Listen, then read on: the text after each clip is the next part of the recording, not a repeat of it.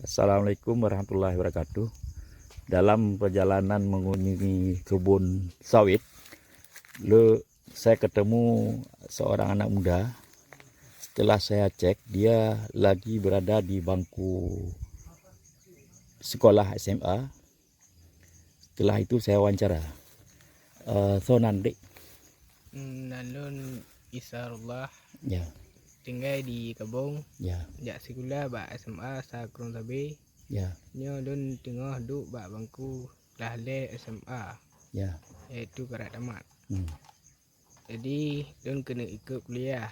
ya, Jadi pernah bantuan untuk diri dun untuk kuliah, lagi pri makan, pri beasiswa, pri asrama, tempat tinggal.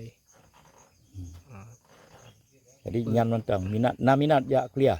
Nah, Insyaallah nyo minat, nyo tamat lah nyo kaji terdaftar.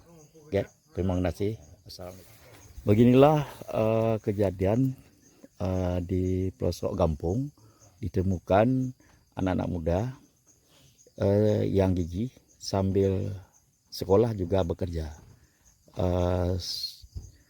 Pekerjaan yang mudah didapatkan adalah kerja serabutan di kebun-kebun sawit, baik panen, angkut, bahkan bagian babat.